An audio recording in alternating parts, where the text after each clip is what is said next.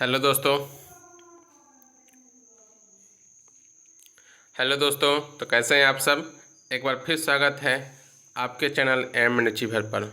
आज हम आप सभी के बीच लेकर आए हुए हैं एक नई क्लास जो कि जुड़ी हुई है हमारी इतिहास से भी, फिलॉसफी से भी और हमारे धर्म दर्शन से भी। ठीक, तो आज हम बात करने वाले हैं जो कि सूफीज़म के बारे में।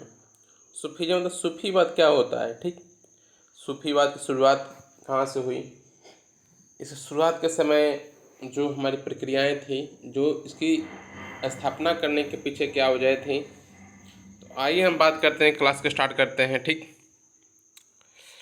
तो पहले हम लोग देखते हैं कि सूफीवाद, थोड़ा एक मिनट टाइम दीजिएगा हमको एक्स्ट्रा। सूफीवाद जो कि हम लोग कहते हैं कि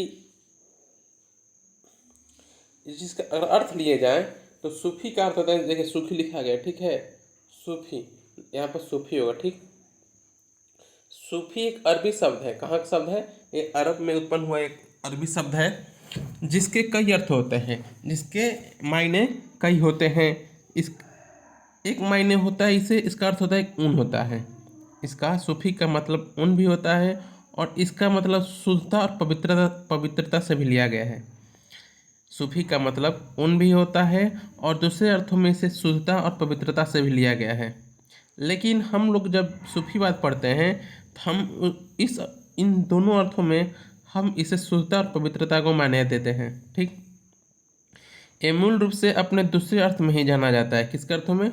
ये मूल रूप से अपने दूसरे अर्थों में ही जाना जाता है, जो कि शुद्धता तथा पवित्रता है। जो सूफी उन मुस्लिम संतों को कहा जाता था जिनका जीवन शुद्ध विचार, सादे तथा पवित्र होते थे।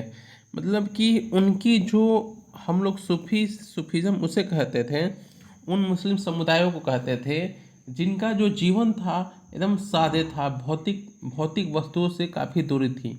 भौतिक वस्तुओं को इतनी ही उपयोग किया जाता था जितनी अपनी ज़रूरत हो, जितना हो सके कम से कम भौतिक चीज़ों का उपयोग करना, सादे जीवन जीना और शुद्ध जीवन जीना और तथा पवित्र होना। पवित्र होने का मतलब सच, अहिंसा के राह पर चलना, सच बोलना, मानवता के लिए कार्य करना, ये सब चीज़ें क्या थी? पवित्रता की मानवता के लिए सबसे बड़ी क्या होती है? पवित्रता क्या है? सबसे बड़ी मानवता के लिए कोई कार्य करना पवित्रता है। तो उन लोगों का मेन कार्य क्या था? शुद्ध तथा मानवता के लिए कार्य करना। ठीक, आगे देखते हैं। देखिए अभी हम लोग क्या क्या जाने, अभी हमने जाना कि सूफी शब्द की उत्पत्ति कहाँ से हुई। और सूफी शब्द कहाँ की? अरबी से है। इसका अर्थ दो होते हैं, एक अर्थ होता है ऊन, दूसरा अर्थ होता है शुद्धता और पवित्रता। लेकिन हम लोग इसका मूल अर्थ हम लोग इसका लेते हैं शुद्धता पवित्रता से लेते हैं। ठीक, तो इसका सूफीजों का जीवन कैसा होता है? शुद्ध विचार, सादे तथा पवित्र होती है। ठीक, अब आगे चलते हैं हम लोग। सूफी विचार एवं दर्शन, सूफी के जो थॉट थे, जो फिलॉसफी थी, वो क्या थी? सूफीवाद तथा तसव्वुफवाद इस्लाम में बहुत सारी रहस्यवादी प्रवृत्ति तथा आंदोलनों की अभिव्यक्ति है। इसमें क्या हुआ? समाज के लिए सूफीवाद तसव्वुफवाद है, इसमें समाज के लिए बहुत सारी चीज़ों को बदलाव के लिए, रहस्यवादी चीज़ों के लिए बदलाव लाए, आंदोलन लाए। ठीक, सूफीवाद में हृदय, जिसे हम कल्प कहते हैं, अभ्यास द्वारा आत्मा खल्क के द्वारा शुद्धिकरण पर जोर दिया जाता था। मतलब कि सूफीवाद, यहाँ देखिए सूफी पे लिखा गया, सूफी होगा। ठीक, सूफी होगा। सूफीवाद में मृत हृदय का तथा आत्मा का शुद्धिकरण पर बल दिया जाता था। ठीक, यह वहदत उल वजूद के सिद्धांत पर विश्वास करता था। किसके सिद्धांत पर? वहदत उल वजूद। इसका मतलब होता है, इसका अर्थ क्या है? ईश्वर एक है तथा संसार के सभी वस्तु में व्याप्त है। मतलब कि ईश्वर एक है ना। ईश्वर हम लोग जैसे कि बहुत सारे ईश्वरों को मानते हुए कहने का तात्पर्य यह है कि गॉड इज वन, मतलब ईश्वर एक है। वहदत उल वजूद, ईश्वर एक है, संसार के सभी वस्तु में व्याप्त है।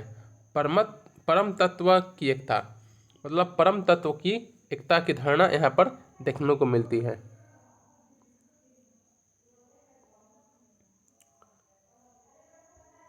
सूफीवाद में ईश्वर प्राप्ति के लिए 10 बातों का पालन आवश्यक माना गया है। ठीक, तो कौन कौन से बातें हम लोग आगे भी देखेंगे। ठीक, आगे चलते हैं। यहाँ तो समझ आएगा। यहाँ पर हम लोग सबसे बड़ी पॉइंट है क्या है, आत्मा का शुद्धिकरण। ठीक है, सब अलग चीज़ हो गई, लेकिन सबसे मेन पॉइंट यहाँ पर है। ठीक है, सूफीवाद में क्या किया गया है, वहदत उल वजूद सिद्धांत पर विश्वास करना, मतलब कि ईश्वर एक है और संसार के सभी वस्तु में व्याप्त हैं। आगे चलते हैं हम लोग। सूफी जीवन का उद्देश्य, सूफी जीवन एवं उनका उद्देश्य। जो सूफियों का जीवन था वो कैसा था और उनका उद्देश्य क्या है, ये सभी चीज़ें देखेंगे। सूफीवाद मुख्यतः 2 उद्देश्यों पर टिका होता है। एक आत्मविश्वास, दूसरा मानवता की सेवा। हमने पहले भी कहा कि उन लोग का मेन पवित्रता क्या है कि मानव की सेवा करना, मानवता की सेवा करना। सूफी संत जहाँ एक और अपने स्वयं के आत्मविश्वास के लिए त्याग तपस्या पर बल देते थे, भौतिक से दूर रहते थे, वहीं मानवता की सेवा पर विशेष ध्यान देते थे। हमने क्या कहा, इन्होंने क्या किया, अपने जीवन में आत्मविश्वास को बढ़ाया ही, त्याग किया ही, तपस्या किया ही, लेकिन इन्होंने अधिक से अधिक क्या किया, भौतिक चीज़ों से दूरी बनाई। जितना हो सके कम से कम भौतिक चीज़ों का उपयोग करना और जितना से अधिक हो सके मानवता के लिए कार्य करना। बात समझिएगा यहाँ पर, जितना कम से कम हो सके भौतिक चीज़ों का उपयोग करना, भौतिक चीज़ों से दूरी बनाना और मानवता के लिए अधिक से अधिक कार्य करना, सेवा करना उनका मेन कर्तव्य था, उनका मेन सेवा थी।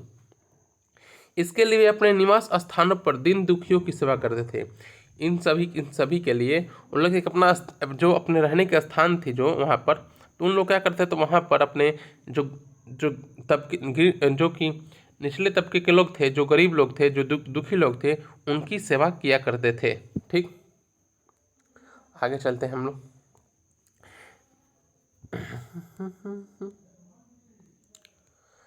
विभिन्न धार्मिक वर्गों के बीच शांति का पैगाम फैलाते थे। मतलब ऐसा नहीं था कि सूफियों का एक अपना ही धर्म स्थापित करना था। वो क्या करते थे, सभी धर्मों के बीच क्या करते थे, शांति, मतलब अहिंसा का, शांति का, पवित्रता का पैगाम फैलाते थे। भारत के तमाम स्थानों में सूफी संत ने मध्यकाल में मानवता की सेवा तमाम उदाहरण पेश किए हैं। सूफियों ने, यहाँ पर सूफियों हुआ, ठीक है। सूफियों का जीवन समाज के सबके समक्ष खुला होता था तथा उनके विचार काफ़ी साधारण थे, जो निम्न है। उनके जो साधारण जीवन थी, हमने बताया कि शुद्ध जीवन था, और तथा उनके जो विचार थे काफ़ी साधारण थे, जो हम लोग देख सकते हैं। सूफियों ने भौतिकता तथा विलासिता के जीवन को खुद दूर रखा। उन्होंने क्या किया, विलासिता, देखिए भौतिकता तथा विलासिता से दूरी बनाकर रखी।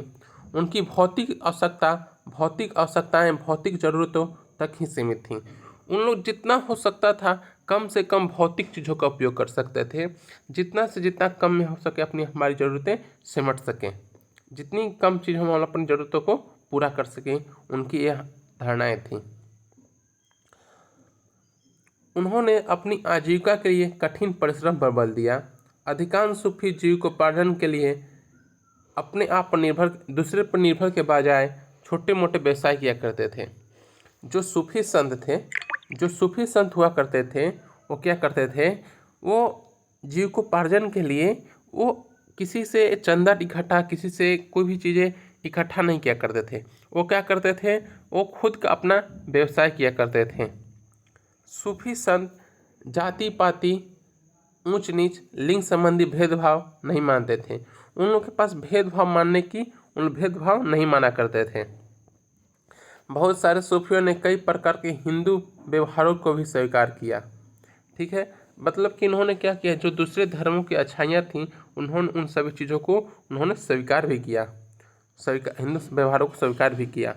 सूफियों ने संगीत, सभा, गीत तथा राग आदि को विकसित किया।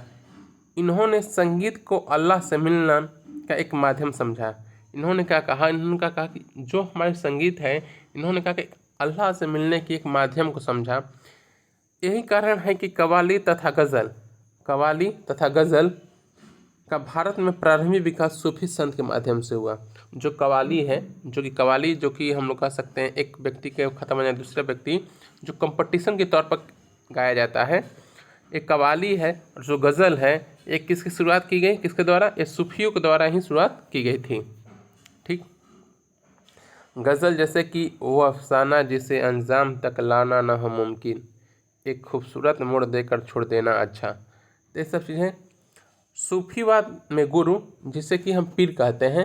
जैसे कि आप जाइएगा कहीं कहीं स्थानों पर पीर बाबा की मंदिर, पीर मंदिर, ये सब क्या होता है, सूफियों के गुरु के मंदिर होते थे, स्थान होते थे, जहाँ से गुरु वहाँ पर शिष्यों को शिक्षा दिया करते थे। काफ़ी महत्व दिया गया।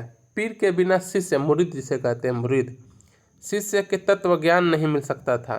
मतलब पीर मतलब गुरु के बिना शिष्यों को ज्ञान नहीं मिल सकता था। क्यों?